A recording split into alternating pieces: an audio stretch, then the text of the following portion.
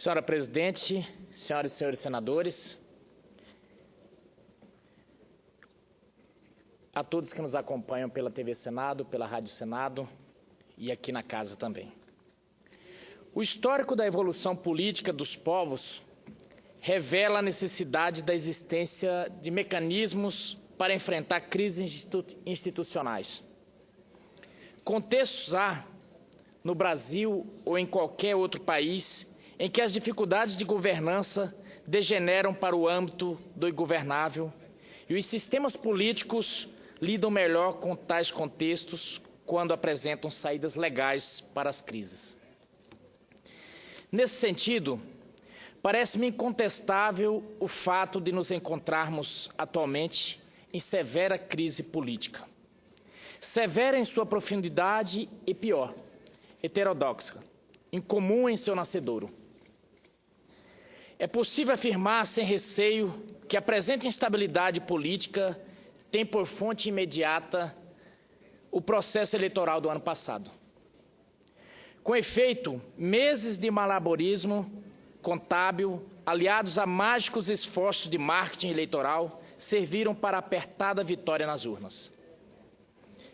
Todavia, o pleito, idealizado como um instrumento maior de legitimação do exercício do poder, acabou. Ao revés, por se tornar o epicentro de todo o abalo político que ainda reverbera o país. A campanha vitoriosa em 2014 conseguiu reescrever, em linguagem publicitária, os 4 anos anteriores, escondendo a latente incorreção da política econômica, a patente inaptidão política e a crescente ineficiência administrativa da candidata reeleita. Mais do que isso, o período eleitoral projetou um cenário artificial, conveniente em termos eleitorais, mas altamente frágil em suas possibilidades. Donde se fala tanto hoje em dia em estelionato eleitoral. Vendeu-se uma ilusão, comprou-se gato por lebre, amargura-se a frustração e o sentimento do vazio político. O certo é que, por mais ardilosa que possa ser uma estratégia de campanha, o máximo que ela pode garantir é uma vitória política meramente nominal, aritmética e fugaz, momentânea e frágil. Uma verdadeira bolha eleitoral, pronta para estourar em face da imposição do cotidiano político. Nobres colegas, todo o processo de legitimação política principia pelo voto, pelo sufrágio, e isso não se discute. Mas a sua consolidação se dá mesmo pela conquista permanente da confiança, pela aglutinação contínua dos fatores reais de poder, para me valer da famosa expressão de Ferdinand Lassalle. Essa nota essencial o atual governo não possui. Como bem lembrou o ministro Aires Brito, em recente entrevista, o presidente da República exerce, teoricamente, uma tripla chefia. Comanda a administração pública, representa internacionalmente o Estado brasileiro e lidera o governo propriamente dito. Pergunto, é possível reconhecer algumas dessas qualidades em nossa presidente? A despeito da inexplicável fama gerencial, a estrutura administrativa federal caminhou nos últimos anos para um quadro de acentuada ineficiência, inchaço, irracionalidade e altas doses de disfunção burocrática. Assistimos ao lançamento de inúmeros programas governamentais, até valorosos em sua intenção, porém desacompanhados do mínimo de preocupação com controle e métrica de resultados. Instrumentos de retórica gerencial que tanto têm custado aos brasileiros. No plano internacional, a postura estratégica cedeu passo à afinação ideológica, resultando num crescente processo de isolamento do Brasil e do deteriorado Mercosul. O último capítulo dessa história foi a assinatura plurilateral do Tratado de Livre Comércio do Transpacífico. Preocupante isso.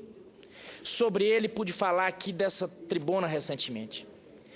É na seara de governo, contudo, da condução política do país mesmo, que a situação se afunila para um prenúncio de insustentabilidade. Quanto à política econômica, assistimos ao fracasso de um ciclo, um Estado ingenuamente projetado para comandar o crescimento econômico, logo revelou a sua genuína vocação para âncora. Sentimos agora a ressaca dessa aventura na terrífica mescla entre inflação e recessão. Presenciamos ainda, senhora presidente, o vexame do reconhecimento velado desse fracasso. Velado, pois nunca vocalizado, num objeto de discurso, mas causa direta do desesperado recurso a um declarado eleitor de seu adversário no pleito para o comando da economia.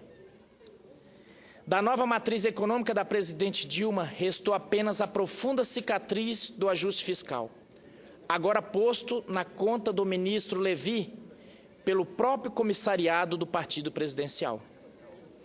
Vale aqui abrir um parênteses para mencionar dados recém-divulgados pela Receita Federal que ilustram o descontrole fiscal dos últimos anos. De 2010 a 2018, o Brasil terá acumulado 501,4 bilhões em desonerações. Aproveito para citar o ilustre jornalista Fernando Rodrigues. Para acabar com essa farra, seria necessário um governo forte, popular e bem articulado politicamente para enfrentar os lobbies. Não é o caso neste momento. Fecho aspas. Pois bem, a luta fratricida do Partido dos Trabalhadores e o caos econômico bem revelam a inaptidão do núcleo duro do governo para ditar os rumos do país. Bem, pelo menos o que devia ser o núcleo duro, pois sabemos que a canhestra figura da terceirização do governo passou a constar do anedotário nacional. São emendas liberadas por decretos e é o toque de caixa para a alteração da meta fiscal, dança das cadeiras no comando da articulação política, reforma ministerial por encomenda, delivery de cargos à minguada base aliada. Tudo resultado no amesquinhamento da grande política, aquela com P maiúsculo. E o pior, nem numa perspectiva pragmática essa estratégia tem dado o retorno esperado. O governo continua a experimentar o dissabor de frequentes derrotas nesse parlamento. Nem mesmo a flexibilidade disfuncional e perversa do presidencialismo de coalizão serve mais como tábua de salvação. Vivemos tempos desafiadores, senhoras e senhores senadores. Lembro-me de ouvir, não muito tempo atrás, o alerta do senador Aloysio, em citação ao inesquecível Brizola, no sentido de que governar é vaquejar. Este, mais do que nunca, é o desafio que se impõe ao comando central do país. É preciso reunir os tais fatores reais do poder. É necessário indicar aos mais diversos planos do espectro econômico a firmeza indispensável à construção de saídas e soluções. Isso se faz com espírito público aberto e ferrenha determinação cívica, sempre precedidos do mais desembaraço diálogo. Numa frase, o que o momento requer é engajamento profundo, sob pena de o penhor popular, conferido pelas urnas, ceder lugar ao inevitável pendor das ruas pela substituição do poder. É hora de pôr as rédeas no tempo e dar carona ao destino, como dizia o poeta. De outra forma, assistiremos a história empurrar a presidente Dilma, por quem nutre o genuíno respeito e admiração pessoal, da admirável condição de predestinada que costuma marcar aqueles que alcançam a presidência, a vexaminosa posição de predestinada, de quem tenta se esconder do futuro, mas é pego pelo presente. E política é momento, é o eterno agora. As inconsistências do atual governo falam por si. Estão estampadas nas manchetes dos jornais de todo dia, de todo momento, de todo agora. São posturas e medidas que assumiram um tom de agravo e ofensa à consciência média dos cidadãos brasileiros, exatamente porque o partido da presidente surgiu no início dos anos de 80, sob a bandeira da ética na política, provou-se, não obstante, o protagonista das mais graves crises de ética que conhecemos nas últimas décadas. O momento é grave para todos os que sonhamos com um Brasil melhor. e o Congresso Nacional haverá de agir em fina sintonia com a vontade popular, cada parlamentar fazendo a sua parte. O governo e o que resta de sua base aliada foram eleitos para liderar, e esse é um ponto muito importante, senhoras e senhores senadores. Conduzir, dar rumo à coisa pública. Os parlamentares de oposição, estes foram igualmente eleitos, mas para fiscalizar, apontar os erros, desvios e até desmandos do governo. Não cabe a estes apontar o rumo e a saída. Não cabe a estes governar, cabe assim a quem foi eleito para isso. Essa é a dialética inerente à política, sem que o fiel cumprimento do dever de oposição possa ser qualificado como golpismo, numa tentativa desesperada da situação de jogar uma cortina de fumaça sobre a sua inaptidão para o governo. Se o governo não funciona, se padece de paralisia que acomete os desprovidos de legitimação do poder popular substancial, é preciso que este parlamento suba a ribalta e dê voz ao povo, mas suba ao palco para encarnar e não encenar o espírito das ruas. E o roteiro, para tanto, não é outro, senão o mais valioso monumento jurídico-político que esse Congresso mesmo produziu.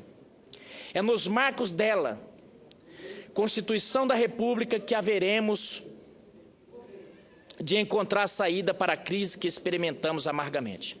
É nos ditames da Magna Carta, conciliadora entre o trabalho e a livre iniciativa, que devemos tomar à frente da discussão econômica, por exemplo.